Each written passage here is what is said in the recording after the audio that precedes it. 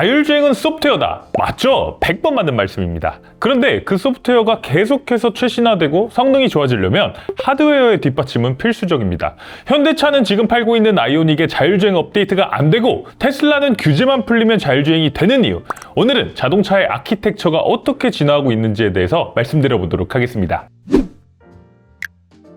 네, 먼저 제가 오늘 말씀드릴 아키텍처가 대체 무엇인지에 대해서 명확하게 정의부터 내려야 될 것 같습니다. 어디는 플랫폼이라고 하고 어디는 아키텍처라고 하고 우리 소비자 입장에서 보기에는 대체 뭐가 뭔지 사실 조금 헷갈리는 부분도 있는데 실제로 자동차 회사 혹은 협력사에 계신 연구원분들조차 이 두 가지 단어를 혼용해서 쓰셨다고 해요. 왜냐면 원래 자동차라는 건 기계가 가장 중심이었기 때문입니다. 예전에는 엔진, 변속기, 셰시가 자동차의 전부라고 해도 과언이 아니었죠. 전기장치는 그 기계 부품에 붙어있는 액세서리 같은 거였습니다. 그러니까 전선이나 컴퓨터는 기계 부품 옆에 살짝 얹혀가는 거였기 때문에 굳이 이 둘을 엄격하게 구분할 필요가 없었던 거죠. 플랫폼 개발한다고 하면 그 안에 전기 배선이나 컴퓨터들까지 다 염두에 두고 개발을 한다는 뜻이었습니다. 하지만 이제는 시대가 바뀌었죠. 소프트웨어가 차의 가치를 결정하는 세상이 오면서 셰시만큼이나 혹은 셰시보다도 전자 시스템이 더 중요해진 시대가 됐고요. 그러면서 이제는 플랫폼과 아키텍처를 제대로 구분해서 부르기 시작했습니다. 자, 그래서 도대체 아키텍처가 뭐냐? 원래 제대로 된 명칭은 Electrical Electronic Architecture, 전기 전자 아키텍처입니다. 줄여서 EE 아키텍처라고도 하는데 쉽게 말하면 자동차 안에 들어가 있는 전자 회로의 설계도라고 할 수 있습니다. 이런 그림 아마 보신 적 있을 텐데 이 그림에서 보는 것처럼 센서 컴퓨터, 거기 깔려있는 OS,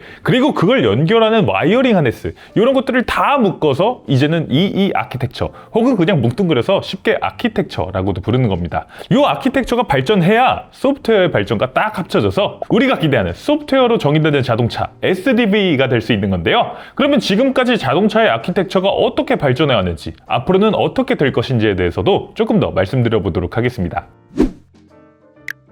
모든 아키텍처의 시작은 분산형 아키텍처였습니다. 기능마다 ECU, 이 제어기가 하나하나 다 따로 붙어있는 방식이에요. 원래 자동차라는 걸 생각해보면 마차의 기능을 대체하기 위한 순수한 기계였죠. 칼 벤츠가 140년 전인 1886년에 벤츠 페이턴트 모터와겐, 말 그대로 자동차라는 걸 최초로 발명하면서 이 자동차가 잘해야 되는 건 오로지 잘 달리고 잘 서는 거였습니다. 이것만 잘하면 사실 다른 기능은 필요가 없었어요. 순수한 기계였죠. 규제 같은 것도 딱히 없었습니다. 일단 사람들이 탈 수 있는 자동차라는 형태를 갖추는 것이 중요했기 때문이기도 하고, 자동차가 처음으로 개발되고 발전하는 과정에서 1, 2차 세계대전이 모두 일어나고 이 전후 재건을 하면서 뭔가 규제를 할 만한 그런 여유가 있지도 않았죠.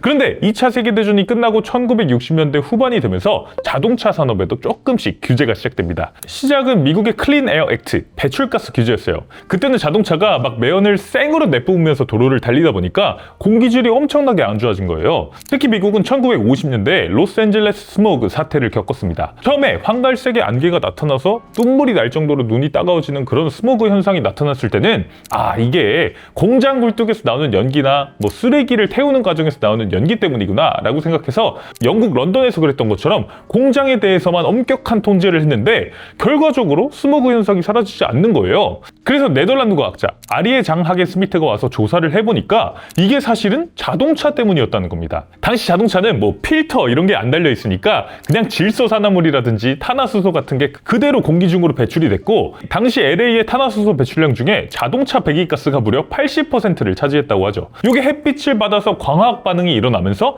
유독 스모그를 발생시켰던 겁니다. 그래서 이게 이산화황이랑 안개에 의한 런던형 스모그랑은 다르게 광화학 스모그 혹은 LA형 스모그라고 부르기도 했습니다. 아무튼 이렇게 스모그 현상이 심각한 사회 문제가 되다 보니까 미국에서는 클린 에어 액트라는 질소산화물과 탄화수소를 방지하는 배출가스 규제를 세계에서 가장 먼저 실시하게 됩니다. 그러면서 폭스바겐이 당시 연료 분사량을 제어하는 최초의 ECU를 타입 3 1600cc 모델에 장착하게 됩니다. 보쉬의 D-Jetronic 이라는 이름의 시스템이었는데 엔진에 연료 분사량을 제어하는 기능이 하나 추가되고 ECU가 따라서 하나 추가된 거니까 이게 어떻게 보면 분산형 아키텍처의 시작이라고 할 수 있을 것 같아요. 그러면서 이후 자동차 아키텍처의 역사는 덧셈의 역사가 됩니다. ABS라는 신기술이 나오면 자동차에서는 ABS 기계랑 그걸 돌리는 작은 컴퓨터 ECU를 사서 차에 달고요. 몇 년 뒤에 에어백이 필요해지면 또 에어백 ECU를 사서 달았습니다. 스마트 키가 나오니까 또 달고, 자동 와이퍼가 나오니까 또 달고 등등, 우리가 멀티탭에다가 가전제품 코드를 하나씩 꽂듯이 필요한 기능이 생길 때마다 부품사에서 부품하고 ECU를 사다가 연결만 한 거예요.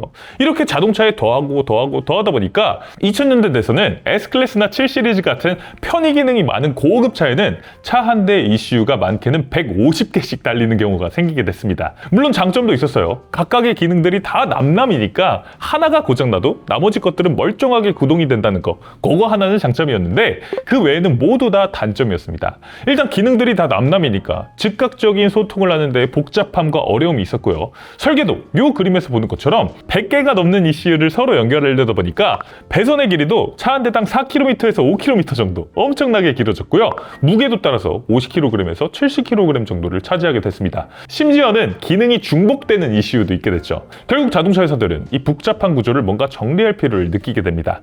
2010년대 중반부터 자동차 회사들이 아니 이렇게 ECU를 100개, 150개 달고 다니는 게 말이 되나? 배선만 70kg이면 연비나 운동 성능에서 엄청 손해 아닌가? 그리고 업데이트하려면 매번 블루엔진 들어가야 되는 게 맞나? 라는 생각을 하기 시작한 거죠. 그래서 분산형 아키텍처 다음으로 등장한 것이 도메인 아키텍처입니다.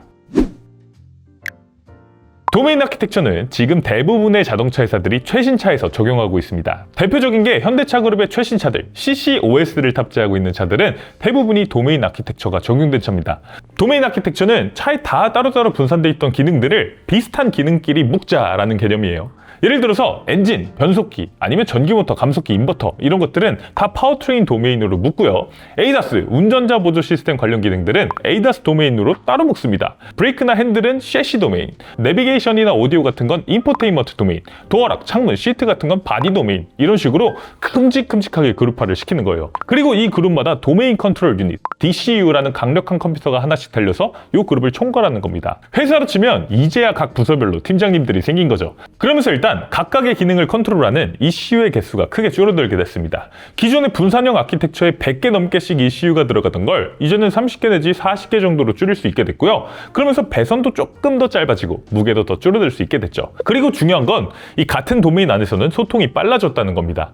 예를 들어서 ADAS 도메인 안에서는 카메라가 보고 레이더가 감지하고 그걸 DCU가 판단해서 가속 페달이나 브레이크를 밟는 신호를 보내는 이 일련의 과정이 훨씬 빨라진 거예요. 하지만 여전히 이건 과도기적인 방식이었죠. 왜냐면 도메인끼리의 소통이 여전히 복잡했기 때문입니다. 예를 들어서 어댑티브 크루즈를 한다고 생각해보면 ADAS 도메인에서 방금 가속 페달이나 브레이크를 밟는 신호를 보내는데 이걸 셰시 도메인으로는 핸들을 꺾고 브레이크를 밟는 신호를 보내고 또 파워트레인으로는 가속 페달을 밟는 신호를 보내고 인포테인먼트 도메인으로는 계기판 화면에 차 주변 상황을 인식하는 신호를 다 따로 보내야 됩니다. 그러니까 고도화된 운전자 보조 시스템 혹은 자율주행을 구현하려고 해도 이게 아직도 도메인이 여러 가지로 따로 나눠져 있으니까 좀 복잡하다고 할 수 있죠. 그리고 또 하나의 문제는 업데이트 문제인데 물론 도메인 아키텍처에서부터도 OTA 무선 업데이트는 가능했습니다. 우리가 현대기아 CCOS 차들에서 요즘 업데이트로 뭐 KBO 테마, 디즈니 테마 이런 것들 되는 것처럼 업데이트가 안 되는 건 아니에요.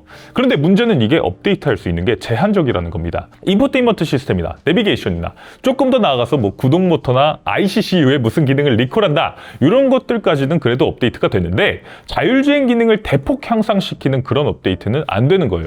왜냐면 자율주행은 여러 도메인에 걸쳐있는 기능이 있기 때문입니다. ADAS DCU만 업데이트한다고 되는 게 아니라 CC DCU도 같이 업데이트를 해야 되고 파워트레인 DCU도 맞춰서 업데이트를 해야 되는데 이 여러 개의 DCU를 동시에 그리고 호환성 문제없이 무선으로 업데이트하는 게 기술적으로 상당히 까다롭기도 하고 위험 부담도 큰 거죠. 이게 도메인 아키텍처의 근본적인 한계였습니다. 그리고 기능끼리 묶었다고는 하지만 여전히 앞쪽에 있는 부품이랑 옆쪽, 뒤쪽에 있는 부품을 와이어링 하네스로 길게 연결을 해야 됐기 때문에 전선 횟수가 크게 줄어들지는 못한다는 약점도 있었죠. 결국 자동차 회사들은 도메인 아키텍처의 다음을 구상하게 되는데 그게 바로 테슬라가 선도적으로 적용하고 지금 메르세데스 벤츠나 BMW 같은 회사들이 신차에 빡 적용하고 있는 조널 아키텍처입니다.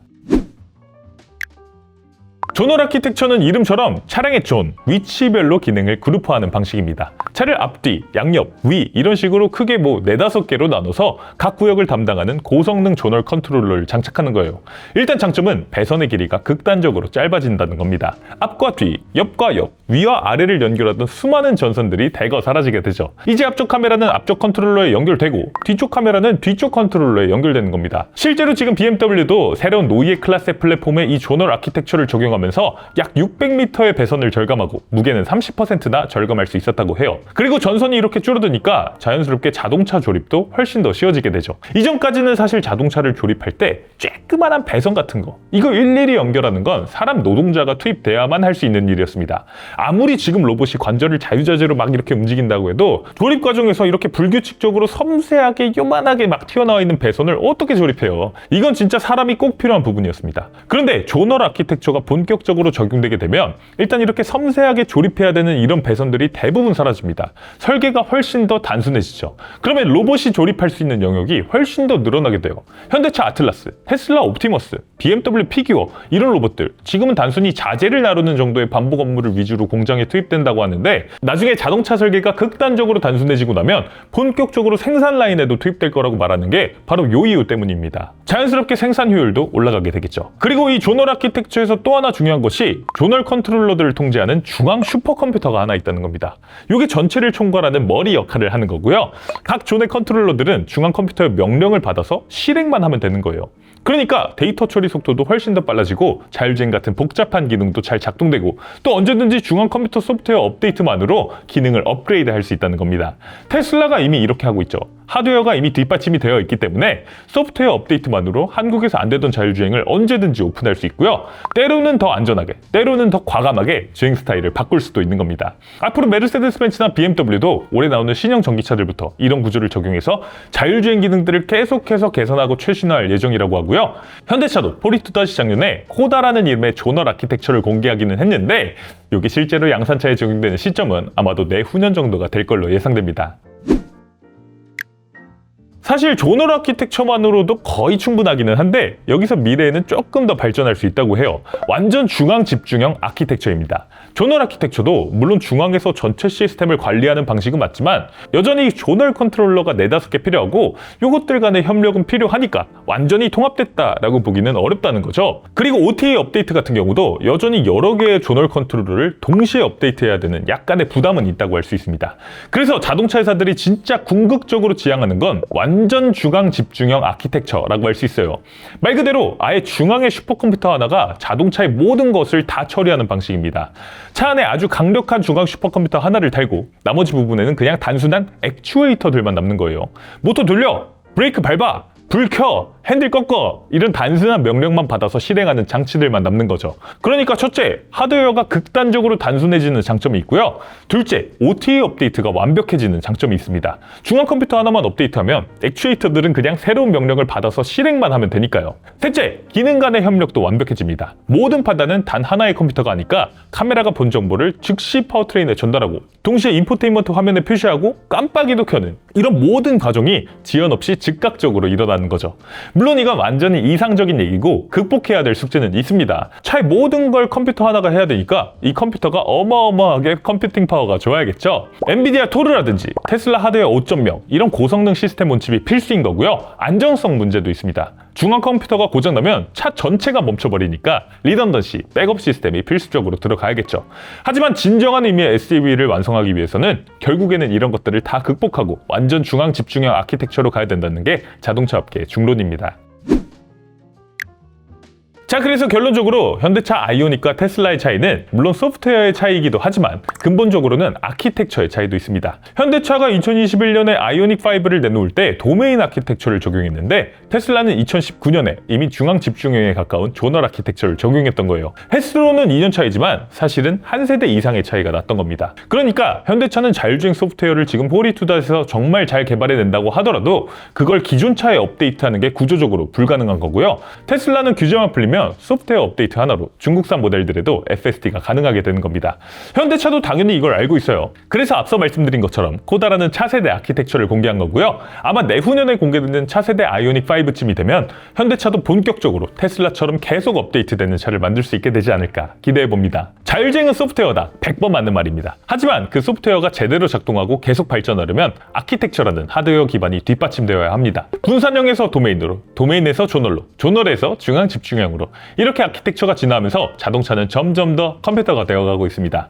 앞으로 차를 고를 때 단순히 마력이 몇이고 제로백이 몇 초고 이런 것만 볼 게 아니라 이 차의 아키텍처는 몇 세대인가, OTA 업데이트는 어디까지 되나 이런 것들도 같이 봐야 되는 시대가 왔다는 생각이 듭니다. 오늘 영상에 대한 여러분들의 생각은 자유롭게 댓글로 남겨주시고요. 구독, 좋아요, 알림 설정도 꼭 좀 부탁드리면서 오늘 차 플레이는 여기서 인사드리겠습니다. 이영빈이었습니다. 감사합니다.